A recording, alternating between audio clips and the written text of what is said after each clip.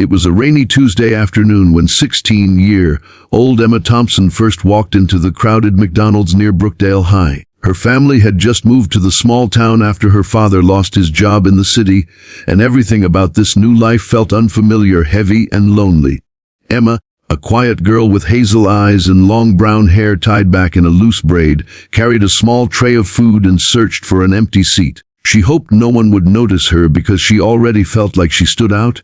The new girl, with no friends, no history, and no place in the unwritten social rules of Brookdale High. But not everyone ignored her.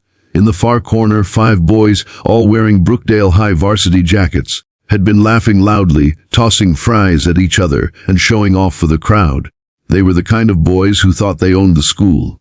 The untouchable ones who were admired by some, feared by others, and avoided by most. When they saw Emma walk in, alone and timid, they locked onto her like wolves spotting prey.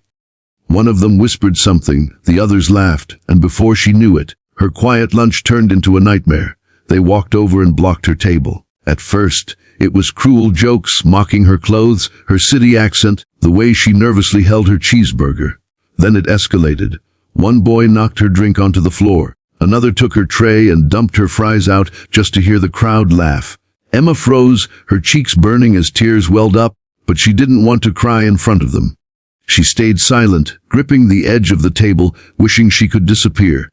Around the room, people stared, but nobody moved to help. Some shook their heads in pity, others giggled nervously, but most just pretended it wasn't happening. And then it happened. One of the boys shoved her shoulder harder than he meant to. Emma stumbled, falling to the floor with her food scattered around her. The restaurant went silent for a split second. Everyone thought Emma would run out crying, humiliated, another victim of the so-called Brookdale Kings. But what happened next shocked the entire room. Emma didn't cry. She didn't beg. She didn't even shout. She slowly got up, dusted herself off, and looked them straight in the eyes. Her voice shook at first, but then grew steady. "You think hurting people makes you strong. It doesn't. It just shows how weak you really are." The words hung in the air, heavy and sharp. Nobody had ever spoken to those boys like that. The silence broke when a girl from another table stood up. Then another. One by one, students who had once been silent began to rise. A tall boy from the soccer team walked over and handed Emma his drink, placing it firmly on her table as if to say, "You're not alone anymore." Others followed, some picking up her food, some just standing beside her.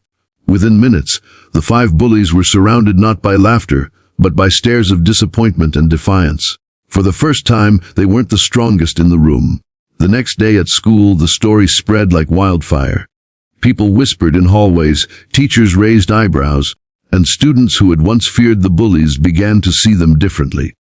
Emma had stood her ground, and the school had followed. She wasn't just the new girl anymore, she was the girl who changed everything. But it wasn't easy after that. The bullies didn't just disappear. They mocked her in subtler ways, spreading rumors, rolling their eyes when she spoke in class. Emma struggled with doubt. Had she made things worse? Was standing up even worth it? She faced nights of crying in her room, clinging to her mother's reassuring words. Courage isn't the absence of fear. "Emma," her mom whispered one night, "it's choosing to do what's right even when you're scared." Emma carried those words with her, and slowly, she began to build friendships. The students who had stood with her at McDonald's became her allies. A shy girl named Lily, who had been bullied in middle school, opened up to her. Marcus, the tall boy from the soccer team, began walking with her to class. Even teachers noticed a shift. Students were more willing to speak out, to defend one another. The power the bullies once held was slipping away. Weeks later, the school held an assembly about respect and kindness. The principal surprised everyone by asking Emma to share her story. Standing on stage, her hands trembled, but she spoke with raw honesty. She described the fear, the humiliation, and the choice she had made to stand up instead of staying silent.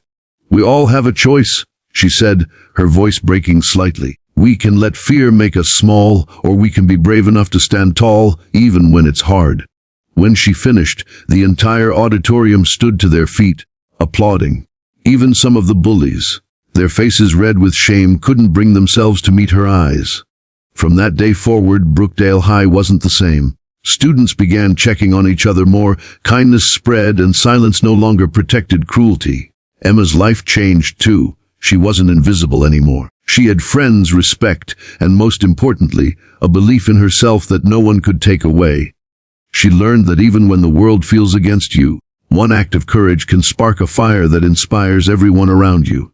And that's the story of Emma, the girl who turned humiliation into strength and fear into courage. She showed that sometimes it only takes one voice to stand against five and one act of bravery to change an entire community. If this story touched your heart, let me ask you something. What would you have done if you were in Emma's place? Share your thoughts in the comments below. I'd love to hear your perspective. Don't forget to like this video, subscribe, and turn on the bell so you never miss another story. Your support helps us keep sharing inspiring tales like this. And remember, my channel is called Be Kind Always, because kindness costs nothing, but it can change everything.